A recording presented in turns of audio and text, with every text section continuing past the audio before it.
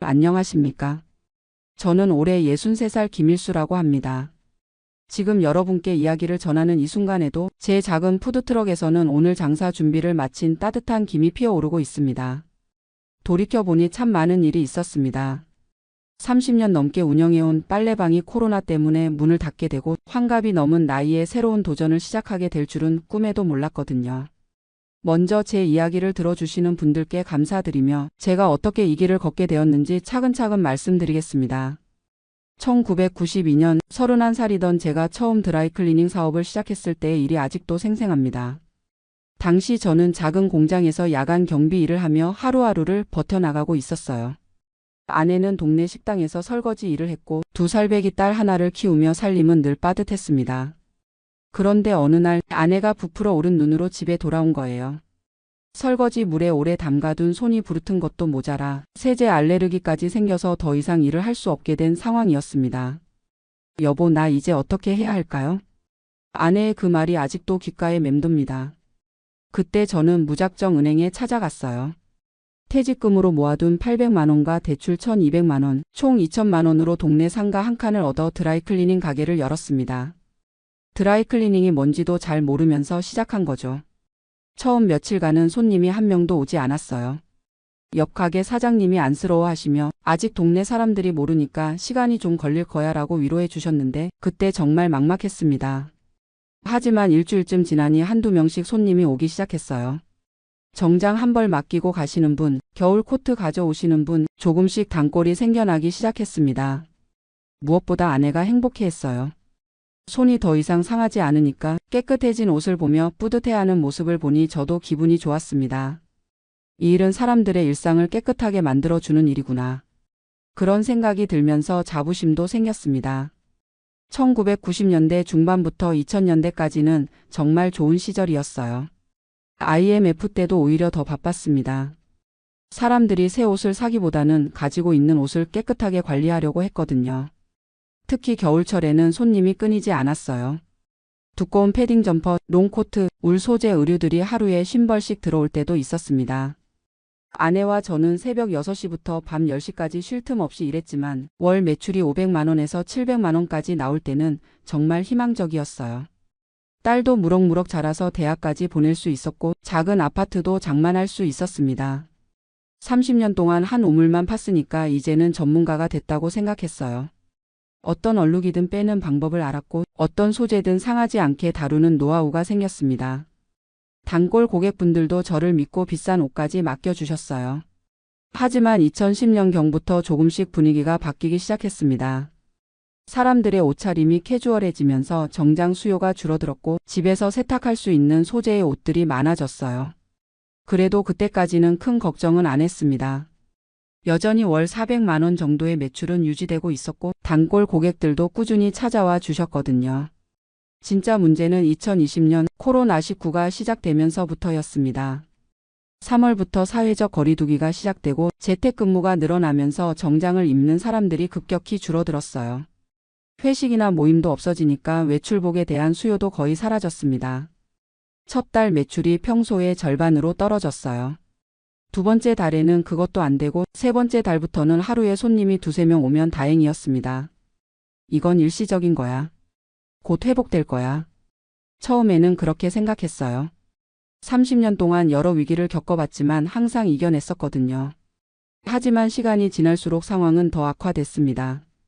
2020년 겨울 보통 가장 바빠야 할 시기인데 하루 매출이 5만 원도 안 나오는 날이 많았어요. 월세 80만 원, 전기세와 가스비 30만 원, 기계 리스료 40만 원, 최소한의 고정비만 해도 월 150만 원이 나가는데 매출은 100만 원도 안 되니까 매달 적자가 누적됐습니다. 아내와 저는 밤마다 고민했어요. 여보, 이제 정말 어떻게 해야 할까요? 아내의 그 말이 2020년에도 28년 전과 똑같이 들렸습니다. 2021년에도 상황은 크게 나아지지 않았어요. 백신이 나오고 거리두기가 완화됐지만 사람들의 생활 패턴은 이미 바뀌어 버렸습니다. 재택근무가 정착되고 편한 옷을 입는 문화가 자리 잡으면서 드라이클리닝에 대한 수요는 예전으로 돌아오지 않았어요. 결국 2022년 2월 저는 30년 동안 운영해온 가게 문을 닫기로 결정했습니다. 그날 밤 빈 가게에 혼자 앉아 있으니까 온갖 생각이 다 들었어요. 젊은 시절 이 가게에서 열심히 일하던 모습, 딸이 학교 끝나고 와서 숙제하던 모습, 단골 고객들과 인사 나누던 모습들이 주마등처럼 스쳐 지나갔습니다. 30년이 한순간에 끝나는구나. 그때 정말 허탈했어요. 앞으로 뭘 하고 살아야 할지 막막했습니다. 63살이라는 나이에 다시 취업하기는 어렵고 그렇다고 그냥 앉아서 노후만 보내기에는 아직 기운이 남아 있었거든요. 모아둔 돈도 별로 없었어요. 가게 운영하면서 적자가 계속 누적돼서 퇴직금과 예금을 거의 다 썼습니다. 딸은 이미 결혼해서 서울에 살고 있고 제가 딸에게 부담을 주고 싶지는 않았어요. 그래서 한동안 이것저것 알아봤습니다. 경비 일자리도 알아보고 마트에서 하는 일도 알아보고 택배 상하차 일도 알아봤어요. 하지만 60대가 넘은 나이에 할 수 있는 일이 그리 많지 않더라고요. 있다고 해도 하루 8시간씩 서서 하는 일들이 대부분이어서 몸이 버틸 수 있을까 걱정됐습니다. 그러던 중에 우연히 텔레비전에서 푸드트럭 이야기를 봤어요. 50대, 60대 분들이 새로운 도전으로 푸드트럭을 시작해서 성공하는 내용이었습니다. 음식은 사람이 살아가는데 꼭 필요한 거니까 옷 세탁보다는 안정적이지 않을까? 그런 생각이 들었어요. 하지만 요리는 해본 적이 없었습니다. 집에서 라면 끓이는 것 정도가 전부였고 장사 경험은 있지만 음식 장사는 완전히 다른 분야였거든요. 고민을 하던 중에 딸에게 전화로 얘기했어요. 아빠가 푸드트럭을 한번 해볼까 하는데 어떻게 생각하니? 딸이 깜짝 놀라면서 말했어요. 아빠 나이가 어떻게 되는데 그런 힘든 일을 하려고 하세요? 그냥 편하게 지내시면 안 되나요? 딸의 마음은 이해했지만 저는 아직 뭔가 하고 싶었어요. 30년 동안 일하던 습관이 있어서 그냥 앉아만 있기가 답답했습니다. 딸아, 아빠는 아직 건강하고 할 수 있을 것 같은데 한번 도전해보면 어떨까? 결국 딸도 제 의견을 존중해줬어요. 그래서 2022년 4월부터 본격적으로 준비를 시작했습니다. 먼저 푸드트럭이 뭔지부터 알아봤어요. 인터넷으로 검색해보고 도서관에서 관련 책도 빌려 읽었습니다. 푸드트럭은 허가받은 곳에서만 영업할 수 있다는 것, 차량 개조 비용이 2천만 원에서 3천만 원 정도 든다는 것, 위생교육과 건강검진을 받아야 한다는 것들을 하나씩 알아갔어요. 그리고 가장 중요한 것은 어떤 음식을 팔 것이냐였습니다. 여러 가지를 고려해본 결과 떡볶이와 순대, 튀김을 파는 분식 푸드트럭으로 결정했어요. 이유는 몇 가지가 있었습니다. 첫째, 재료비가 많이 들지 않아서 초보자가 시작하기에 좋다고 했어요. 둘째, 조리 과정이 복잡하지 않아서 연습하면 할 수 있을 것 같았습니다. 셋째, 남녀노소 누구나 좋아하는 음식이니까 손님층이 넓을 것 같았어요. 결정을 내린 후에는 요리 연습을 시작했습니다. 아내에게 떡볶이 만드는 법을 배우고 유튜브에서 영상도 보면서 혼자 연습했어요. 처음에는 떡이 너무 질거나 너무 딱딱하거나 양념이 짜거나 밍밍하거나 실패를 거듭했습니다. 하지만 몇 달 동안 매일 연습하니까 조금씩 늘더라고요. 이웃분들께 맛을 봐달라고 하면서 피드백을 받기도 했습니다. 김 사장님, 이제 제법 맛있네요. 그런 말씀을 들을 때마다 자신감이 생겼어요. 한편으로는 푸드트럭 제작 업체도 알아봤습니다. 여러 곳을 다니면서 견적을 받아보니 기본적인 분식 푸드트럭을 만드는데 2,500만 원 정도가 필요했어요. 가게 정리하면서 나온 돈과 적금을 해약한 돈으로는 부족해서 결국 1,000만 원을 대출받기로 했습니다. 63살에 대출을 받는다는 게 쉽지 않았지만 아파트를 담보로 해서 겨우 받을 수 있었어요. 2022년 8월 드디어 제 푸드트럭이 완성됐습니다. 하얀색 바탕에 빨간색으로 일순의 분식이라고 적힌 간판이 달린 작지만 알찬 제 새로운 터전이었어요. 트럭을 처음 받았을 때의 기분은 지금도 잊을 수 없습니다. 30년 동안 한 곳에 머물러 있던 제가 이제는 바퀴 달린 가게로 여기저기 다닐 수 있다는 게 신기했어요. 하지만 정작 영업을 시작하려니 또 다른 문제가 있었습니다. 푸드트럭은 아무 곳에서나 장사할 수 없었거든요. 허가받은 장소에서만 영업할 수 있는데 그런 곳을 찾기가 쉽지 않았어요. 지자체에서 공모하는 곳들을 알아봤지만 경쟁이 치열해서 쉽게 선정되지 않았습니다. 한 달 넘게 이곳저곳 알아보다가 우연히 지역 축제에 참가할 기회를 얻었어요. 동네 가을 축제였는데 3일 동안 진행되는 행사에서 푸드트럭 8대를 모집했거든요. 신청서를 내고 면접을 봤는데 다행히 선정됐습니다. 2022년 10월 드디어 첫 영업을 시작했어요. 손님이 올까봐 떨리기도 하고 맛없다고 하면 어떻게 하나 걱정도 됐지만 설레는 마음이 더 컸습니다. 첫날 오전 10시 문을 열고 준비를 끝냈는데 11시쯤 첫 손님이 오셨어요. 40대 정도 되어 보이는 아주머니였는데 떡볶이 한 접시를 주문하셨습니다. 떨리는 손으로 떡볶이를 만들어 드렸더니 한 입 드시고는 맛있네요. 라고 하시는 거예요. 그때 정말 가슴이 뭉클했습니다. 30년 만에 새로운 일로 받는 첫 번째 칭찬이었거든요. 그날 하루 매출이 18만 원 나왔어요. 많은 건 아니지만 첫날 치고는 나쁘지 않았습니다. 둘째 날에는 25만 원, 셋째 날에는 30만 원이 나왔어요. 3일 축제가 끝났을 때 총 매출이 73만 원이었는데 재료비와 축제 참가비를 빼고 나면 순수익이 45만 원 정도 됐습니다. 이렇게 하면 될 수도 있겠구나. 그런 생각이 들었어요. 하지만 문제는 축제가 끝난 다음이었습니다. 다음에 어디서 장사를 해야 할지 막막했거든요. 한동안 여기저기 알아보다가 아파트 단지에서 장터를 여는 곳이 있다는 걸 알게 됐어요. 매주 토요일마다 아파트 주차장에서 벼룩시장과 먹거리 장터를 여는 곳이었는데 푸드트럭도 받는다고 해서 신청했습니다. 하루 참가비가 3만 원이었어요. 비싸다고 생각했지만 다른 마땅한 곳이 없어서 시작했습니다. 첫 토요일에는 매출이 12만 원밖에 나오지 않았어요. 참가비와 재료비를 빼면 거의 남는 게 없었습니다. 이래서는 안 되겠구나. 그래서 메뉴를 좀 더 다양하게 늘렸어요. 김밥도 만들어 팔고 핫도그도 추가했습니다. 그리고 단골을 만들기 위해 노력했어요. 한번 와주신 분들께는 서비스도 조금씩 드리고 아이들에게는 작은 사탕도 주면서 친근하게 대했습니다.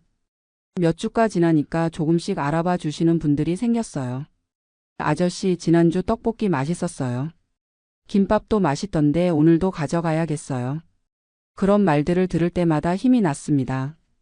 겨울에는 장터가 없어서 잠시 쉬었다가 봄부터 다시 시작했어요. 그런데 토요일만으로는 생활하기가 어려웠습니다. 한 달에 4번 하루에 15만 원씩 벌면 월 60만 원인데 푸드트럭 할부금과 생활비를 감당하기에는 부족했어요. 그래서 평일에도 할 수 있는 곳을 찾아봤습니다.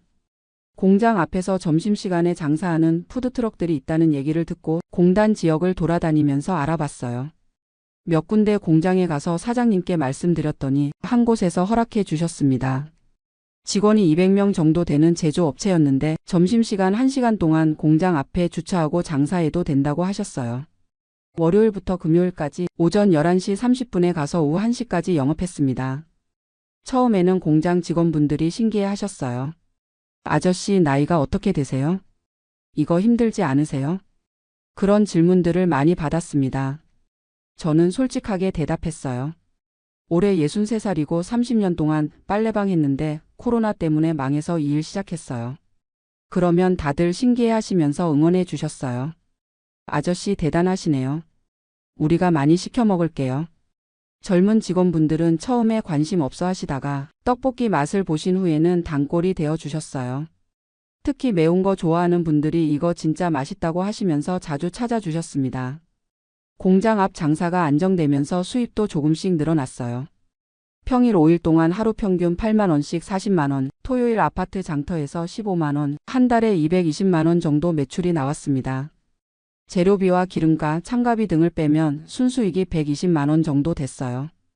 푸드트럭 할부금 월 35만 원을 제외하면 85만 원이 남았습니다. 생활하기에는 빠듯하지만 혼자 사는 63살 노인에게는 그럭저럭 괜찮은 수입이었어요. 그리고 무엇보다 일을 한다는 자체가 좋았습니다. 매일 아침 7시에 일어나서 재료 준비하고 10시에 트럭에 올라타서 공장으로 가는 일상이 충실했어요. 손님들과 이야기 나누는 것도 즐거웠습니다. 빨래방 할 때는 혼자 있는 시간이 많았는데 푸드트럭은 사람들과 계속 만나고 대화할 수 있어서 외롭지 않았어요. 아저씨, 오늘 기분 좋아 보이네요. 떡볶이에 뭘 넣었길래 이렇게 맛있어요? 내일도 나와요? 그런 소소한 대화들이 하루하루를 즐겁게 만들어줬습니다. 2023년 가을 푸드트럭을 시작한 지 1년쯤 됐을 때였어요. 공장 사장님이 저를 사무실로 부르시더라고요. 아저씨, 우리 직원들이 아저씨 음식을 정말 좋아해요. 그런데 한 가지 제안이 있는데 들어보실래요? 무슨 말씀인가 했더니 회사에서 직원 복리후생 차원에서 점심 지원을 확대하려고 하는데 제가 매일 와서 장사하는 대신 회사와 정식 계약을 맺고 직원 식당 옆에서 분식 코너를 운영해 보는 게 어떻겠냐는 제안이었어요. 일주일에 5일 하루 4시간씩 근무하고 월급 150만 원을 주겠다는 조건이었습니다. 정말 감사한 제안이었어요. 날씨에 상관없이 안정적으로 일할 수 있고 수입도 보장되는 조건이었거든요. 하지만 고민이 됐습니다. 푸드트럭의 장점은 이곳저곳 다니면서 다양한 사람들을 만날 수 있다는 건데 한 곳에 고정되면 그런 재미가 없어질 것 같았어요. 일주일 정도 고민한 후에 정중히 거절했습니다. 사장님 제안 정말 감사하지만 저는 이 트럭으로 여러 곳을 다니면서 장사하는 게 좋을 것 같아요. 사장님도 이해해 주셨어요. 그래도 언제든 마음이 바뀌면 연락하세요. 그렇게 말씀해 주셨습니다. 2024년 들어서는 좀 더 체계적으로 운영하기 시작했어요. 월요일부터 금요일은 공장 앞에서, 토요일은 아파트 장터에서, 일요일은 쉬는 날로 정했습니다. 그리고 계절별로 메뉴도 조금씩 바꿨어요. 여름에는 시원한 음료와 빙수를 추가하고 겨울에는 따뜻한 호떡과 붕어빵도 팔기 시작했습니다. 손님들 반응도 좋았어요. 아저씨가 계절마다 새로운 메뉴 내놓으시네요. 호떡 진짜 맛있어요. 어디서 배우셨어요? 이런 말들을 들으면 뿌듯했습니다. 특히 기억에 남는 일이 하나 있어요. 작년 겨울 눈이 많이 온 날이었는데도 공장에 갔어요. 길이 미끄러워서 조심조심 운전해서 도착했는데 직원분들이 걱정하시면서 말씀하시더라고요. 아저씨 이런 날씨에 왜 나오셨어요? 위험하잖아요. 그런데 한 젊은 직원분이 이런 말씀을 하시는 거예요. 아저씨가 안 오시면 점심이 심심해요. 떡볶이 생각하고 기다렸는데. 그 말을 듣는 순간 정말 가슴이 따뜻해졌어요. 제가 만든 음식을 기다려주는 사람들이 있다는 게 이렇게 기쁠 줄 몰랐습니다. 올해 3월에는 특별한 일도 있었어요. 공장에서 신입사원 환영회를 하는데 제가 간식을 준비해달라는 주문을 받았어요. 떡볶이와 김밥, 튀김을 50인분 준비해서 납품했는데 신입사원들이 정말 맛있게 드시더라고요. 그 후로는 회사 행사가 있을 때마다 종종 연락이 왔어요. 생일 파티나 회식 후 간식으로 주문해 주시는 분들도 생겼습니다. 이런 일들을 겪으면서 느낀 게 나이는 숫자에 불과하다는 거였어요. 60이 넘었다고 해서 새로운 일을 못할 이유는 없더라고요. 물론 처음에는 체력적으로 힘들었어요. 하루 종일 서서 요리하고 무거운 재료들을 옮기고 트럭 청소까지 하다 보면 저녁에는 녹초가 됐습니다. 그런데 몇 달 지나니까 적응이 되더라고요. 오히려 매일 움직이니까 건강해진 것 같았어요. 예전에 빨래방에서 하루 종일 앉아 있을 때보다 몸이 더 가벼워졌습니다. 가끔 힘들 때면 30년 전 첫 창업할 때를 떠올렸어요. 그때도 처음에는 모든 게 어렵고 막막했지만 하루하루 배워가면서 결국 30년을 버텨냈잖아요. 이번에도 그렇게 하면 되는 거야. 그런 생각으로 버텼습니다. 지금 돌이켜보니 푸드트럭을 시작한 게 정말 잘한 선택이었던 것 같아요. 물론 경제적으로는 빨래방 전성기만큼 벌지는 못해요. 하지만 매일매일이 새롭고 즐거워요. 새로운 손님을 만나고 새로운 메뉴를 개발하고 새로운 곳에서 장사해보는 재미가 있거든요. 그리고 사람들이 제 음식을 먹고 맛있다고 할 때의 기쁨은 빨래방에서 깨끗해진 옷을 건네줄 때와는 또 다른 만족감을 줘요. 무엇보다 아직 제가 누군가에게 필요한 사람이라는 걸 느낄 수 있어서 좋습니다. 최근에는 다른 푸드트럭 사장님들과도 친해졌어요. 같은 아파트 장터에 나오시는 분들인데 서로 정보도 공유하고 도움도 주고받습니다. 그분들 대부분이 저보다 젊으시지만 나이 차이를 전혀 느끼지 못해요. 같은 일을 하는 동료로서 서로 존중하고 지내고 있습니다. 김 사장님은 정말 대단해요. 이 나이에 새로 시작하다니. 그런 말씀을 들을 때마다 민망하기도 하지만 뿌듯하기도 해요. 앞으로의 계획도 있어요. 우선 올해 안에는 푸드트럭 할부금을 모두 갚을 예정입니다. 그러면 매달 부담이 훨씬 줄어들겠죠. 그리고 내년부터는 영업 범위를 좀 더 넓혀보려고 해요. 다른 공단이나 대학교 앞에서도 장사해보고 싶고 지역 축제에도 더 적극적으로 참여해보려고 합니다. 메뉴도 더 다양하게 개발해보고 싶어요. 요즘 젊은 분들이 좋아하는 음식들도 배워서 세대를 가리지 않고 누구나 좋아할 수 있는 메뉴를 만들어 보려고 합니다. 물론 나이를 생각하면 언제까지 이 일을 할 수 있을지 모르겠어요. 하지만 건강이 허락하는 한 계속하고 싶습니다. 이 일을 통해서 배운 게 많거든요. 첫째는 나이는 진짜 숫자에 불과하다는 것이에요. 60이 넘었다고 해서 새로운 도전을 포기할 필요는 없다는 걸 깨달았습니다. 둘째는 사람들과의 관계가 얼마나 소중한지 알게 됐어요. 손님들과 나누는 작은 대화, 동료 사장님들과의 우정, 이런 것들이 하루하루를 풍요롭게 만들어줍니다. 셋째는 작은 것에도 감사할 줄 아는 마음이 생겼어요. 맛있다고 해주는 한마디, 비 오는 날에도 찾아와 주는 단골 손님, 이런 것들이 얼마나 고마운지 몰랐었거든요. 넷째는 변화를 두려워하지 않게 됐다는 것이에요. 30년 동안 같은 일만 하다가 완전히 다른 분야로 뛰어드는 게 쉽지 않았지만 막상 해보니 새로운 경험이 이렇게 즐거울 줄 몰랐어요. 가끔 예전 빨래방 단골이었던 분들을 만나면 이런 말씀을 하세요. 김 사장님 푸드트럭 한다면서요? 정말 대단하세요. 그럴 때마다 저는 이렇게 대답해요. 나이가 들어도 계속 배우고 도전하면서 사는 게 재미있는 것 같아요. 지금 이 순간에도 제 작은 푸드트럭은 내일 장사 준비를 하고 있습니다. 새로 들어온 떡을 정리하고 양념장도 미리 만들어두고 김밥 재료도 손질해 두었어요. 내일 또 어떤 손님들을 만날지, 어떤 새로운 이야기가 있을지 기대됩니다. 30년 동안 한자리에서 빨래방을 운영하며 성실하게 살아왔던 그 시간들도 소중했지만 지금 이렇게 바퀴 달린 작은 가게로 여기저기 다니면서 새로운 사람들을 만나고 새로운 경험을 쌓아가는 이 시간들도 참 의미 있다고 생각해요. 코로나가 제게서 30년의 업을 빼앗아갔지만 동시에 새로운 기회도 주었습니다. 만약 빨래방이 그대로 잘 됐다면 저는 평생 그 일만 하다가 끝났을지도 모르거든요. 하지만 지금은 63살의 나이에도 새로운 꿈을 꾸고 있어요. 더 맛있는 음식을 만들어서 더 많은 사람들을 행복하게 해주고 싶고 더 넓은 곳에서 장사해보고 싶습니다. 혹시 이야기를 들으시는 분들 중에서도 나이 때문에 새로운 도전을 망설이시는 분들이 계시다면 저는 이렇게 말씀드리고 싶어요. 나이는 새로운 시작을 막는 이유가 될 수 없습니다. 오히려 오랜 경험과 노하우가 새로운 분야에서도 큰 도움이 될 수 있어요. 물론 쉽지는 않아요. 체력적으로도 힘들고 새로운 것을 배우는 것도 어렵고 경제적인 부담도 있습니다. 하지만 그 모든 어려움을 이겨내고 나면 생각보다 훨씬 큰 보람과 만족감을 얻을 수 있어요. 저는 앞으로도 건강이 허락하는 한 이 작은 푸드트럭과 함께 여러 곳을 다니면서 맛있는 음식으로 사람들에게 작은 행복을 전해드리고 싶습니다. 그리고 언젠가 제가 더 이상 이 일을 할 수 없게 되는 날이 와도 63살에 새로운 도전을 시작해서 정말 보람있게 살았다고 말할 수 있을 것 같아요. 긴 이야기 들어주셔서 정말 감사합니다. 혹시 기회가 되시면 저희 일순의 분식 푸드트럭을 찾아와 주세요. 정성껏 맛있게 만들어 드리겠습니다. 그럼 이만 인사드리겠습니다. 감사합니다. 제가 지금까지 살아오면서 가장 후회하는 선택이 무엇인지 아십니까? 미국에서 35년간 엔지니어로 일하며 401k에 150만 달러를 모았던 저는 은퇴 후 편안한 노후를 보낼 수 있을 거라 확신했습니다. 하지만 지금 돌이켜보니 그 확신이야말로 제 인생 최대의 착각이었습니다. 저는 올해 65세가 되는 김철수라고 합니다.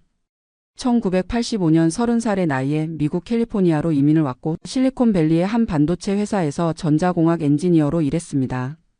한국에서 서울대 전자공학과를 나와 대학원까지 마쳤지만 당시 한국의 상황으로는 제가 원하는 기술 분야에서 꿈을 펼치기 어려웠습니다. 미국에 처음 도착했을 때는 정말 어려웠습니다. 영어는 물론이고 미국의 직장 문화, 사람들과의 관계, 모든 것이 낯설고 어색했죠. 하지만 저는 꿈이 있었습니다. 세계 최고 수준의 기술을 배우고 안정적인 노후를 준비하겠다는 꿈이요. 첫 직장에서의 연봉은 45,000달러였습니다. 1980년대 중반 기준으로는 나쁘지 않은 금액이었지만 아파트 렌트비와 생활비를 제하면 남는 게 별로 없었습니다. 그때부터 저는 철저하게 계획을 세웠습니다. 회사에서 제공하는 401k에 가능한 한 많이 넣고 절약할 수 있는 모든 부분에서 절약하기로 했죠. 회사에서는 제가 401k에 넣는 돈의 50%까지 매칭해 주었습니다. 즉 제가 6%를 넣으면 회사에서 3%를 더 넣어주는 식이었죠. 저는 항상 최대 한도까지 넣었습니다. 연봉이 오를 때마다 401k 기여금도 같이 올렸고 세법이 허용하는 최대 한도까지 활용했습니다. 20대에 결혼한 아내는 한국에서 만난 대학 동창이었는데 저와 함께 미국으로 왔습니다. 아내도 회계사 자격을 따서 일을 했기 때문에 우리는 맞벌이 부부로 꽤 안정적인 수입을 확보할 수 있었습니다. 하지만 아이 둘을 키우면서도 우리는 절약 생활을 멈추지 않았습니다. 다른 한인 가정들이 큰 집으로 이사하고 좋은 차를 살 때도 우리는 작은 콘도에서 10년을 더 살았고 일본 차 한 대로 가족이 함께 다녔습니다. 친구들은 저희를 구두쇠라고 놀리기도 했지만 저는 미래를 위한 투자라고 생각했습니다. 35년간 직장 생활을 하면서 저는 시니어 엔지니어까지 올라갔고 마지막 몇 년간은 연봉이 12만 달러에 달했습니다. 물론 중간에 몇 번 이직도 했지만 항상 401k는 꼬박꼬박 롤오버해서 한 계좌로 관리했습니다. 주식시장이 좋을 때도 있고 나쁠 때도 있었지만 장기 투자라는 마음으로 흔들리지 않았죠. 2015년 60세가 되던 해에 저는 은퇴 계획을 본격적으로 세우기 시작했습니다. 당시 401k 잔액이 110만 달러 정도였는데 65세까지 5년을 더 일하면서 최종적으로 150만 달러를 만들자는 목표를 세웠습니다. 소셜 시큐리티까지 합치면 부부가 월 4천 달러 정도의 고정 수입을 확보할 수 있을 것 같았습니다. 그때 저는 수많은 은퇴 관련 책들을 읽었고 파이낸셜 어드바이저와도 상담을 했습니다. 4% 룰이라는 게 있더군요. 은퇴 자금의 4%씩 매년 인출하면 돈이 떨어지지 않는다는 이론이었습니다. 150만 달러의 4%면 연간 6만 달러, 월로 계산하면 5천 달러입니다. 소셜 시큐리티까지 합치면 정말 여유로운 은퇴 생활이 가능할 것 같았습니다. 2020년 드디어 65세가 되어 정년퇴직을 했습니다. 코로나19로 세상이 혼란스러웠지만 저희 401k는 목표했던 150만 달러를 넘어 155만 달러까지 올라가 있었습니다. 35년간의 노력이 결실을 맺는 순간이었습니다. 정말 뿌듯했고 이제 걱정 없이 살 수 있을 거라는 안도감에 잠이 오지 않을 정도였습니다. 하지만 은퇴 후의 현실은 생각과 달랐습니다. 먼저 메디케어 문제가 있었습니다. 저희는 미국 시민권을 갖고 있어서 메디케어 자격은 있었지만 그래도 매월 지불해야 하는 보험료가 만만치 않았습니다. 부부 합쳐서 월 350달러 정도였는데 여기에 서플리먼트 보험까지 들면 월 600달러가 넘어갔습니다. 더 큰 문제는 외로움이었습니다. 35년간 바쁘게 살아오느라 인간관계를 제대로 만들지 못했던 저희는 은퇴 후 갑자기 할 일이 없어지자 무료함과 고립감에 시달렸습니다. 아이들은 이미 독립해서 동부로 남부로 흩어져 살고 있었고 1년에 한두 번 보는 게 전부였습니다. 캘리포니아의 물가는 계속 올랐습니다. 특히 주택 가격이 천정부지로 치솟으면서 재산세도 덩달아 올랐습니다. 저희가 30년 전에 30만 달러에 산 집이 150만 달러까지 올랐는데 재산세만 월 1,200달러가 넘어갔습니다. HOA 비용까지 합치면 주거비만으로도 월 1,500달러가 들어갔죠. 식료품비도 만만치 않았습니다. 예전에는 직장에서 점심을 해결했는데 이제는 하루 세 끼를 모두 집에서 해결해야 했습니다. 한국 음식을 해 먹으려면 한인마트에서 장을 봐야 했는데 물가가 한국의 3배는 되는 것 같았습니다.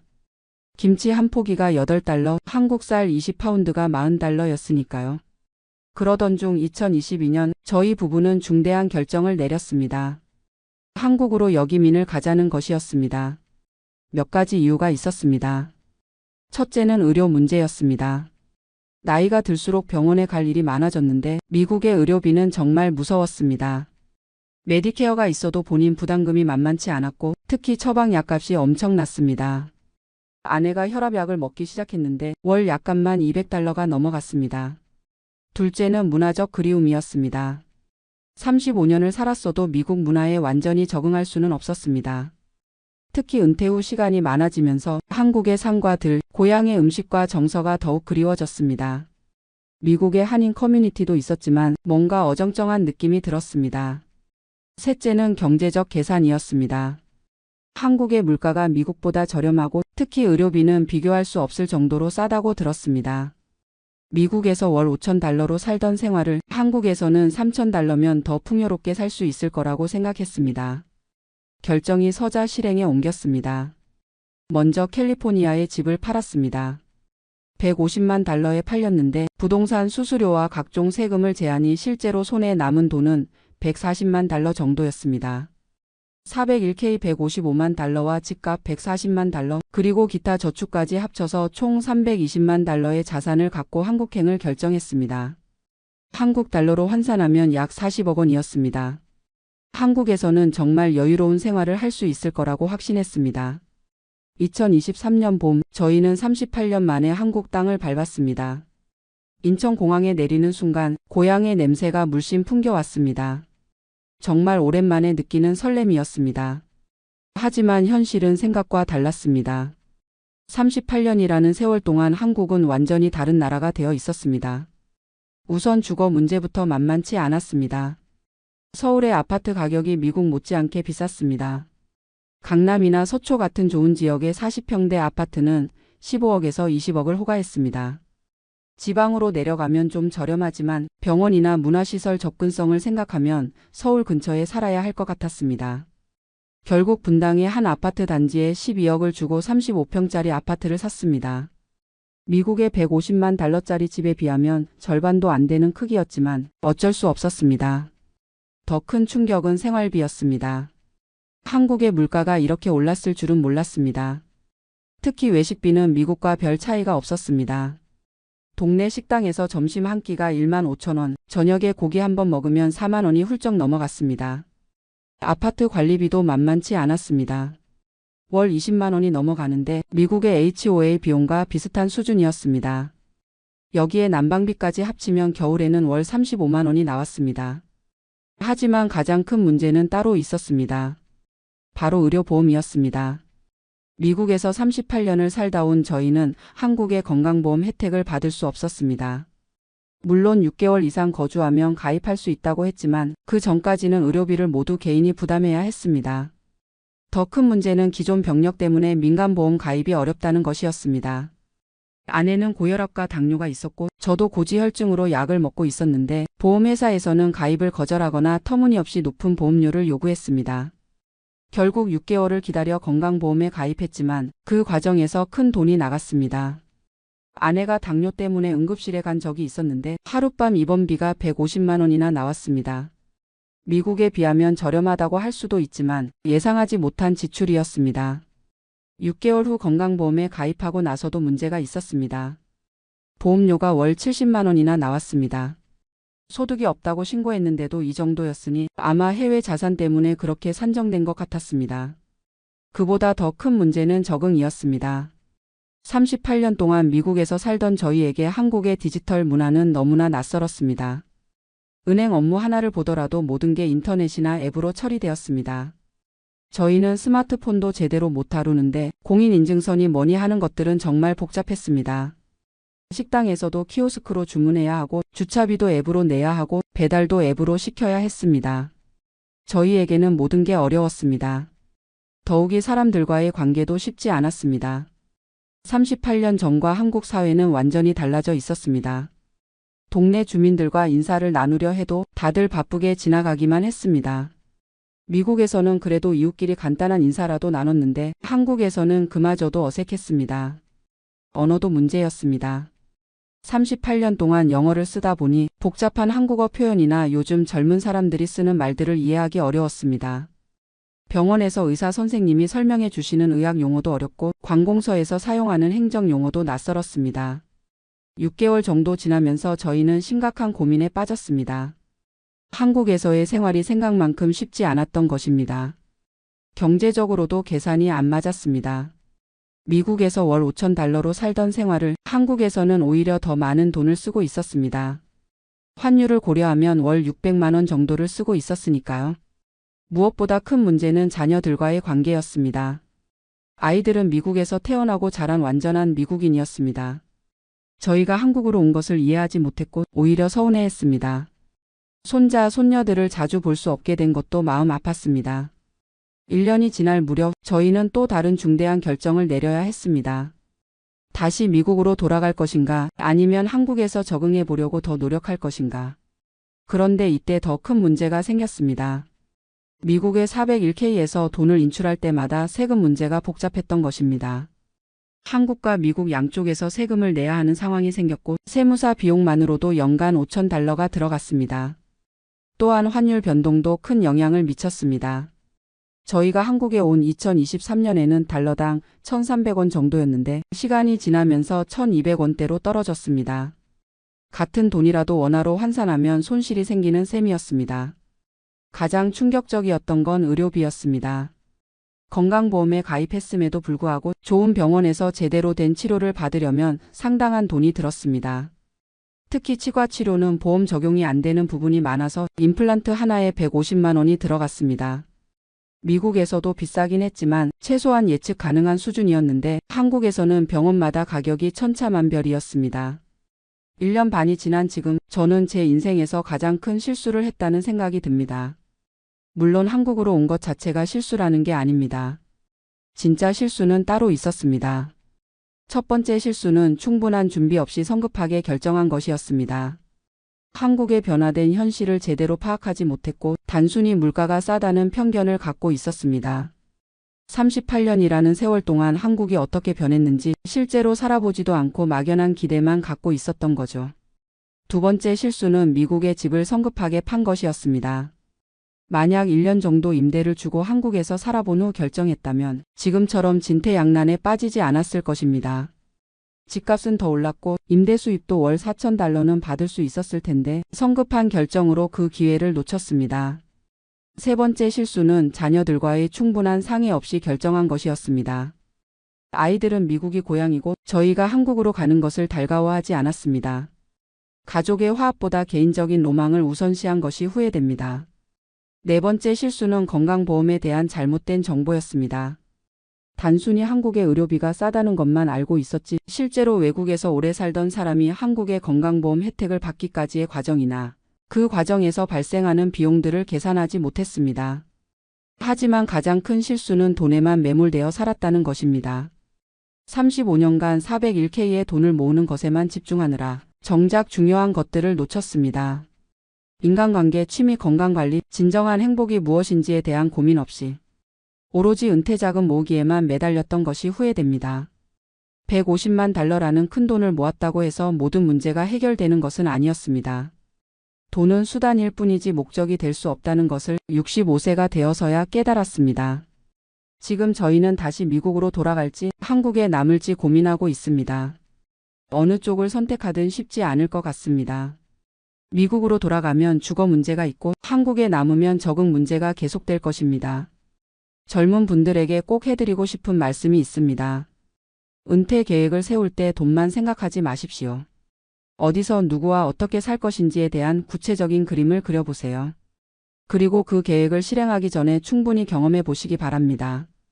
401k에 150만 달러를 모으는 것보다 진정으로 행복한 노후를 설계하는 것이 훨씬 중요합니다. 저처럼 후회하지 마시고 지혜로운 선택을 하시기 바랍니다. 새벽 5시면 어김없이 잠에서 깨어납니다. 한국에 있을 때도 일찍 일어나는 편이었지만 여기 무인회에서는 모래바람이 창문을 두드리는 소리가 제 천연 알람 시계가 되었어요. 침대에서 일어나 창문을 열면 붉은 모래 언덕이 아침 햇살을 받아 황금빛으로 물들어 있습니다. 매일 보는 풍경인데도 신기해요. 60년 넘게 한국에서만 살았던 제가 이제는 베트남 무인회의 작은 펜션에서 하루를 시작하고 있다니. 제 이름은 김성문이고 올해로 65세가 되었습니다. 30년 동안 부산의 한 중학교에서 국어를 가르쳤고 3년 전에 정년퇴직을 했어요. 아내와는 15년 전에 먼저 하늘나라로 떠나보냈고 두 아들은 모두 서울에서 각자의 가정을 꾸리고 살고 있습니다. 처음 베트남에 온 건 2년 전이었어요. 그땐 그저 여행차 왔었는데 지금은 아예 이곳에 정착해서 살고 있습니다. 한국 사람들이 들으면 다들 놀라죠. 왜 하필 베트남이에요? 무인회가 어딘데요? 혼자 살기 외롭지 않아요? 그런 질문들을 받을 때마다 저도 가끔 신기해져요. 3년 전만 해도 베트남이라는 나라에 대해 아는 게 거의 없었거든요. 그저 전쟁이 있었던 나라, 쌀국수가 유명한 나라 정도로만 알고 있었어요. 하지만 지금 이 순간 모래 언덕을 바라보며 베트남 커피를 마시고 있는 제 모습을 보면 인생이 참 신기하다는 생각이 듭니다. 무인회는 베트남 남동부에 있는 작은 해변 도시예요. 호치민에서 버스로 5시간 정도 걸리는 곳이죠. 관광객들에게는 모래 언덕과 요정의 샘으로 유명한 곳이지만 저에게는 인생의 새로운 터전이 되었습니다. 여기서 생활한 지 이제 1년 반 정도 되었는데 처음엔 정말 힘들었어요. 언어는 통하지 않고 음식은 입에 맞지 않고 무엇보다 혼자라는 외로움이 견디기 어려웠거든요. 그런데 이상하게도 포기하고 싶다는 생각은 들지 않았어요. 아마 한국에 있을 때보다 마음이 더 편했기 때문인 것 같아요. 한국에서는 퇴직 후에 뭘 해야 할지 몰라서 방황만 했거든요. 교직에 있을 때는 정말 바빴어요. 새벽 6시에 일어나서 밤 10시에 집에 들어오는 게 일상이었고 주말에도 학교에 나가는 일이 많았죠. 30년 동안 그렇게 살았으니 퇴직하고 나니 뭘 해야 할지 모르겠더라고요. 아내가 살아있을 때는 그래도 집에 돌아갈 이유가 있었는데 혼자 남고 나니 하루하루가 너무 길었어요. 아침에 일어나도 갈 곳이 없고 친구들을 만나도 똑같은 얘기만 반복하고 저녁이면 빈집에서 혼자 술만 마시고 있었습니다. 아들들이 가끔 연락해서 아버지 괜찮으세요? 라고 물어보면 괜찮다고 대답했지만 사실은 전혀 괜찮지 않았어요. 매일이 의미 없이 흘러가는 것 같았거든요. 그러던 어느 날 우연히 텔레비전에서 베트남 여행 프로그램을 봤어요. 무이네라는 곳에 모래 언덕이 나오는데 마치 사막 같은 풍경이 너무 신기했습니다. 우리나라에서 이렇게 가까운 곳에 이런 곳이 있구나 하는 생각이 들었어요. 그때까지는 해외여행을 한 번도 가본 적이 없었어요.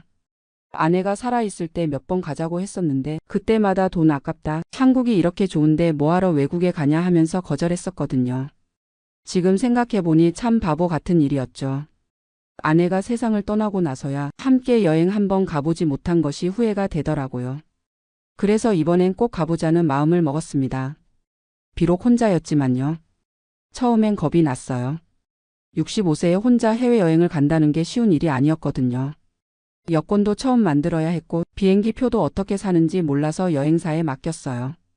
베트남 호치민 공항에 내렸을 때의 기분을 아직도 기억해요. 후덥지근한 날씨와 낯선 냄새, 알아들을 수 없는 언어들. 순간 내가 왜 이런 곳에 왔나 하는 후회가 들었어요. 하지만 무이네에 도착했을 때는 생각이 완전히 바뀌었습니다. 붉은 모래 언덕을 처음 봤을 때의 감동을 잊을 수가 없어요. 한국에서는 절대 볼 수 없는 풍경이었거든요. 지프를 타고 모래 언덕을 올라가면서 아, 이런 게 인생이구나 하는 생각이 들었어요. 60년 넘게 살면서 이런 경험을 해본 적이 없었거든요. 하얀 모래 언덕에서 해돋이를 보는 순간은 정말 신비로웠어요. 태양이 천천히 떠오르면서 모래가 황금빛으로 변하는 모습을 평생 잊을 수 없을 것 같아요. 그때 문득 이런 생각이 들었어요. 이런 곳에서 살면 어떨까? 물론 처음엔 그냥 막연한 생각이었어요. 하지만 일주일 동안 무이네에 머물면서 그 생각은 점점 확신으로 바뀌었습니다. 무이네는 관광지이면서도 조용한 곳이에요. 해변을 따라 리조트들이 있지만 시끄럽지 않고 평화로운 분위기였어요. 무엇보다 생활비가 한국에 비해 훨씬 저렴했습니다. 제가 받는 교직원 연금이 월 280만 원 정도인데 한국에서는 이 돈으로 넉넉하게 살기가 어려웠어요. 부산의 원룸 월세만 해도 50만 원이 넘고 생활비까지 하면 빠듯했거든요. 하지만 무이네에서는 280만 원이면 상당히 여유로운 생활을 할 수 있었어요. 현지인들이 운영하는 작은 펜션 월세가 50만 원 정도, 식비는 한 달에 70만 원 정도면 충분했습니다. 첫 번째 여행에서 돌아온 후 한국에서 몇 달을 더 보냈지만 자꾸 무이네 생각이 났어요. 특히 모래 언덕에서 본 그 평화로운 풍경이 계속 머릿속에 맴돌았습니다. 아들들에게 이야기했을 때는 반대가 심했어요. 아버지 정신 나갔어요? 갑자기 왜 베트남에서 살겠다고 해요? 한국이 얼마나 좋은 나라인데 왜 굳이 그런 곳에 가려고 하세요? 하지만 제 마음은 이미 정해져 있었어요. 한국에서는 매일이 똑같았거든요. 아침에 일어나서 뉴스 보고 공원 산책하고 친구들과 만나서 술 마시고 그러다 잠들고 또 똑같은 하루를 반복하고 그런 생활이 죽을 때까지 계속될 거라고 생각하니까 답답했어요. 차라리 새로운 곳에서 새로운 도전을 해보고 싶었습니다. 두 번째로 베트남에 갔을 때는 아예 정착할 생각으로 갔어요. 짐도 최소한으로만 챙기고 필요한 건 현지에서 사기로 했습니다. 처음 몇 달은 정말 힘들었어요. 언어가 제일 큰 문제였습니다. 베트남어는 성조가 있어서 발음이 어렵고 같은 단어라도 성조에 따라 의미가 완전히 달라져요. 마트에서 물건을 사는 것도 쉽지 않았어요. 가격을 물어봐도 알아듣지 못하고 계산할 때마다 헤매는 일이 많았습니다. 음식도 처음엔 힘들었어요. 베트남 음식은 향신료가 많이 들어가서 자극적이고 쌀국수도 처음엔 별로였어요. 김치와 된장찌개가 그리워서 눈물 날 때도 많았습니다. 외로움도 컸어요. 한국말을 할 수 있는 사람이 거의 없었거든요. 가끔 관광으로 온 한국 사람들을 만나면 반가워서 말을 걸곤 했는데 그들은 며칠 있다가 떠나버리니까 더 외로웠어요. 그런데 시간이 지나면서 조금씩 적응이 되기 시작했어요. 매일 아침 모래 언덕을 바라보면서 커피를 마시는 게 일상이 되었고 동네 사람들과도 조금씩 친해졌습니다. 특히 펜션 주인 아저씨가 참 친절했어요. 언어는 통하지 않지만 몸짓과 표정으로 의사소통을 하면서 많은 도움을 받았습니다. 그 아저씨 덕분에 현지 마켓도 알게 되고 저렴한 식당들도 알게 되었어요. 무인의 매력은 모래 언덕만이 아니에요.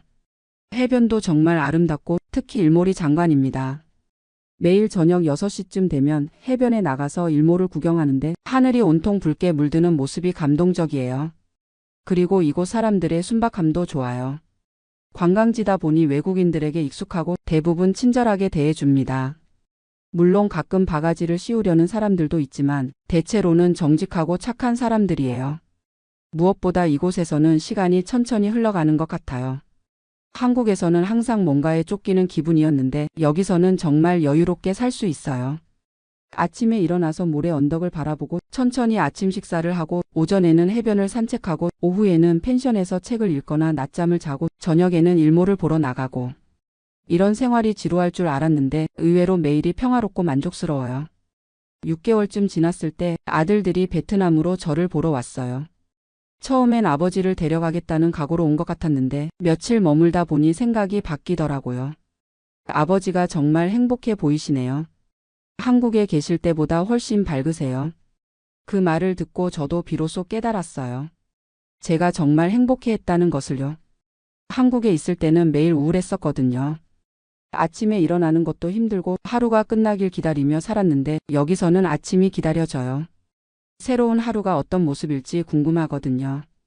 물론 아직도 어려운 점들이 있어요. 병원 갈 일이 있으면 불안하고 복잡한 서류 업무는 여전히 힘들어요.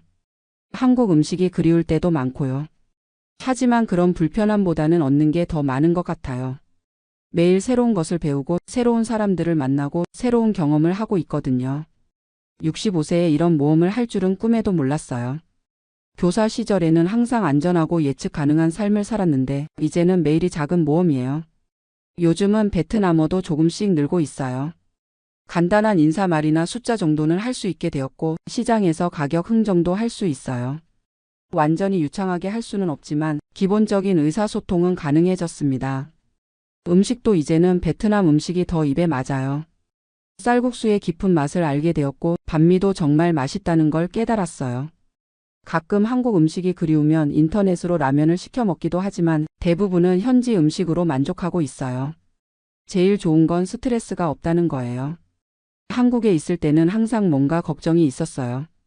건강 걱정, 돈 걱정, 아들들 걱정. 여기서도 물론 걱정은 있지만 그 정도가 훨씬 덜해요.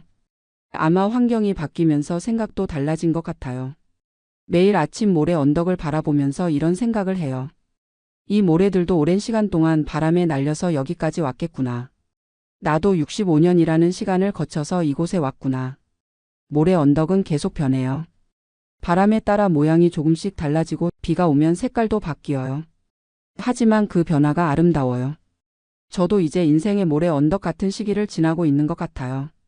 예전과는 완전히 다른 모습이지만 나름대로 의미가 있고 아름다운 시간이에요. 한국에 있는 친구들이 가끔 연락해서 언제 돌아올 거냐고 물어봐요. 솔직히 아직은 잘 모르겠어요.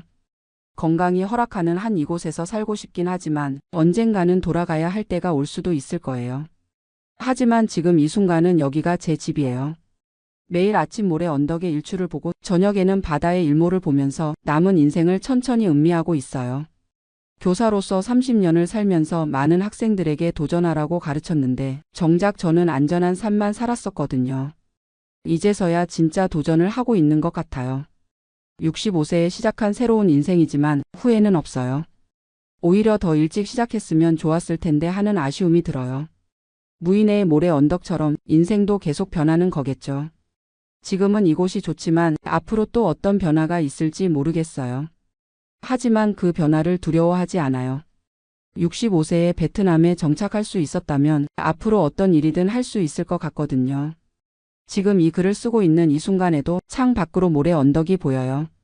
오늘은 바람이 세서 모래가 살랑살랑 날리고 있어요. 마치 춤을 추는 것 같아서 보고 있으면 마음이 평화로워져요. 이런 평안한 마음을 언제 마지막으로 느껴봤나 생각해보니 아주 오래전 일인 것 같아요. 아마 젊었을 때 처음 교단에 섰을 때의 설렘과 비슷한 기분일까요? 그때도 새로운 시작이었고 지금도 새로운 시작이에요. 나이는 숫자일 뿐이라는 말이 이제야 실감이 나요.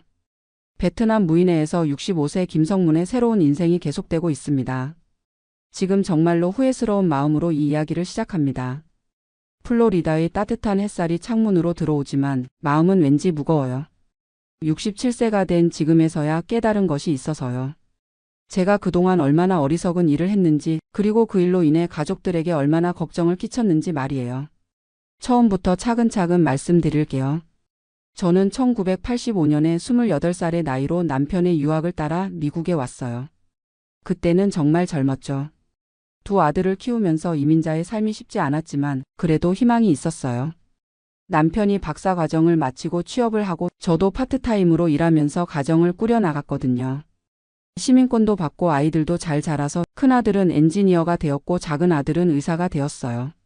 손주들도 셋이나 생기고 정말 미국에서의 삶이 안정되었다고 생각했어요. 은퇴 후에는 플로리다의 따뜻한 날씨를 찾아서 올랜도 근교의 조용한 동네로 이사를 왔고요.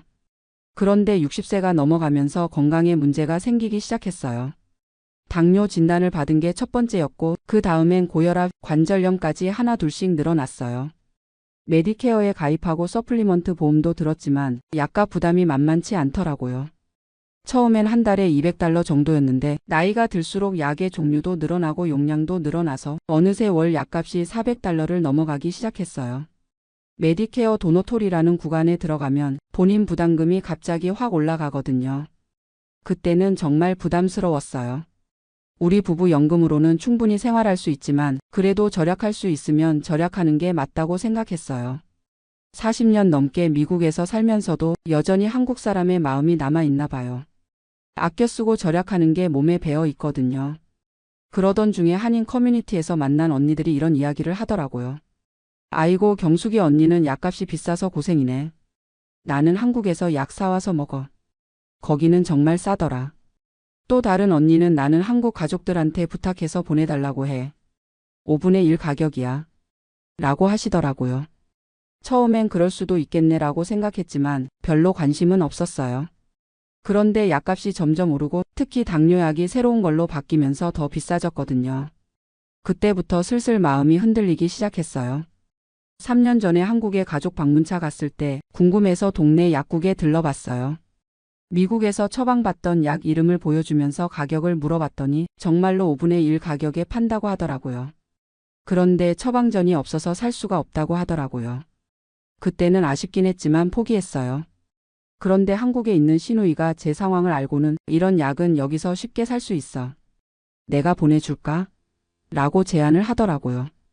처음엔 아니야, 괜찮아라고 거절했는데 시누이가 계속 권하면서 가족인데 뭘 그래, 미국이 워낙 의료비가 비싸다는 거 나도 알아라고 하더라고요. 사실 시누이는 예전부터 저한테 잘해줬어요.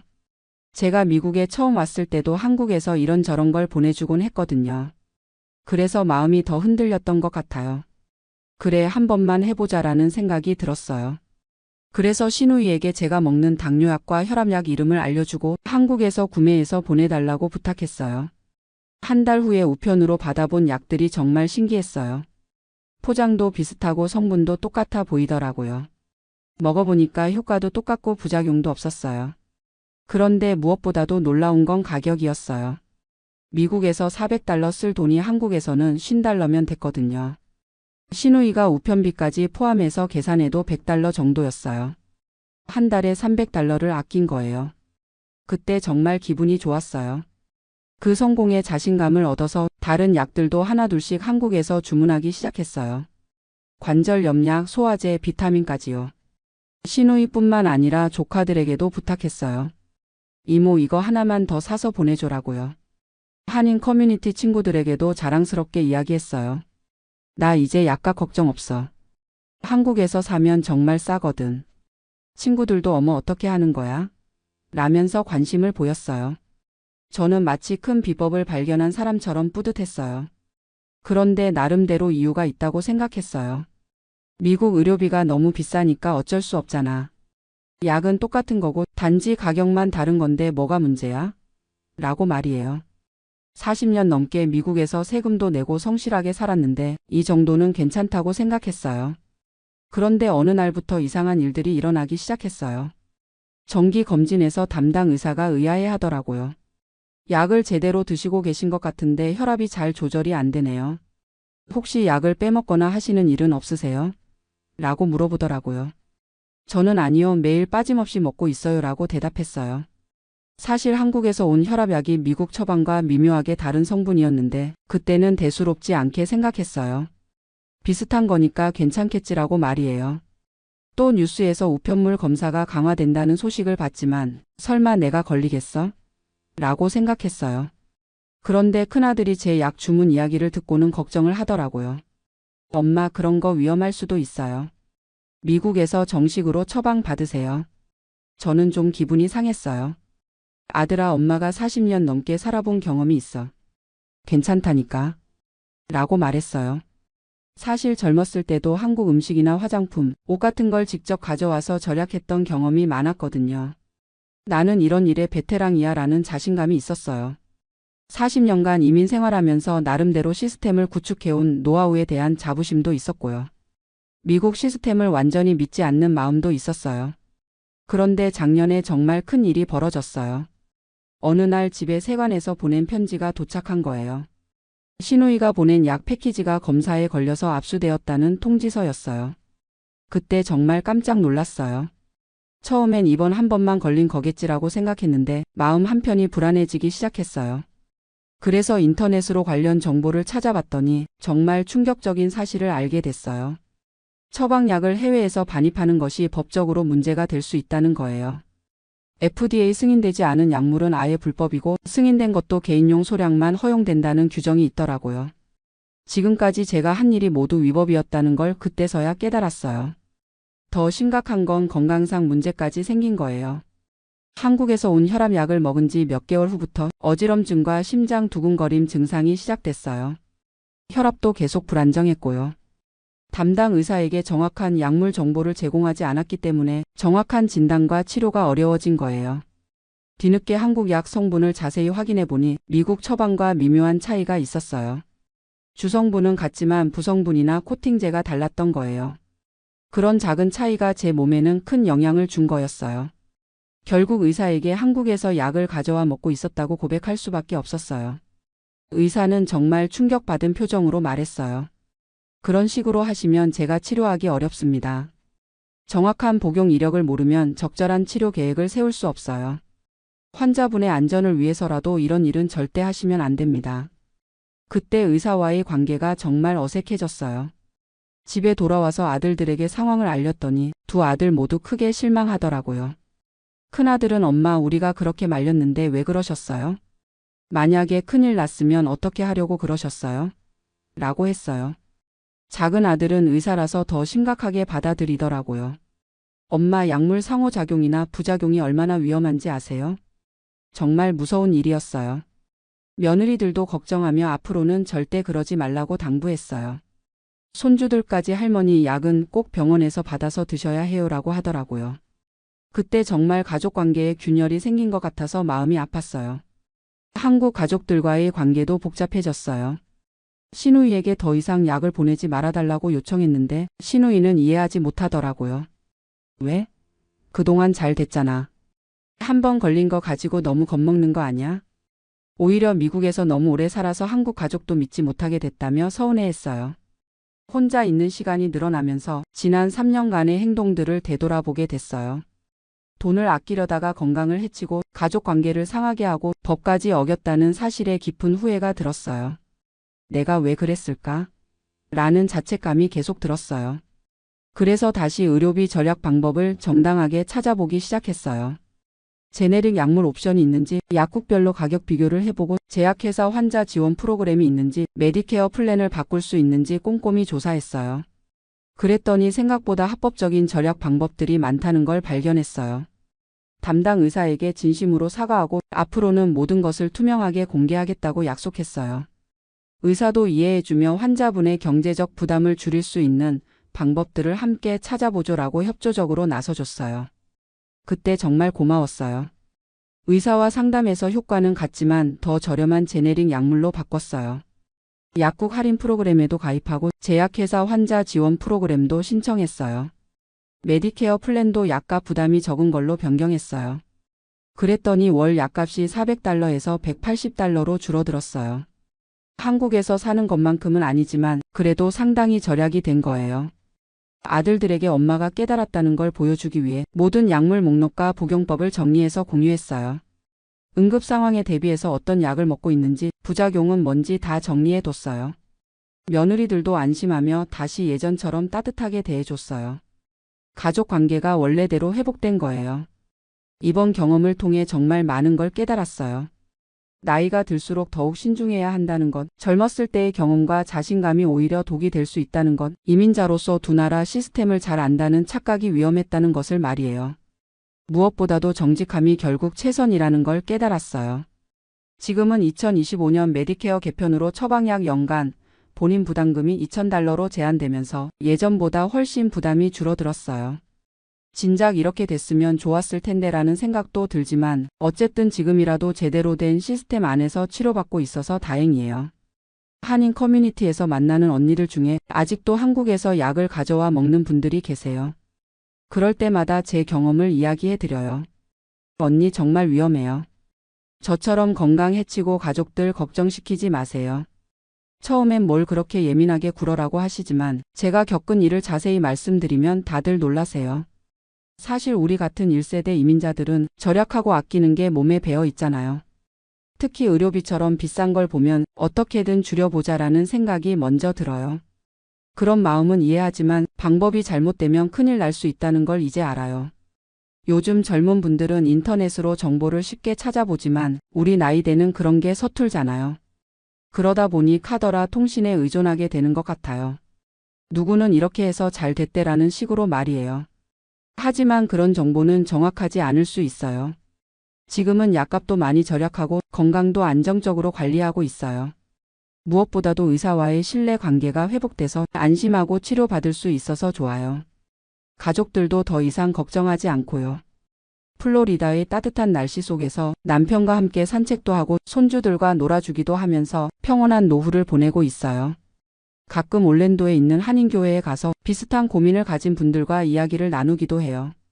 그때마다 항상 하는 말이 있어요. 돈을 아끼려다가 더 큰 것을 잃을 수 있어요. 합법적인 방법은 얼마든지 있으니까 꼼수 부리지 마세요. 가족의 건강과 안전이 가장 중요하다는 것, 그리고 정직하게 사는 게 결국 최선이라는 걸 말이에요. 67년을 살아오면서 이런 실수를 한 게 부끄럽지만 그래도 깨달을 수 있어서 다행이라고 생각해요.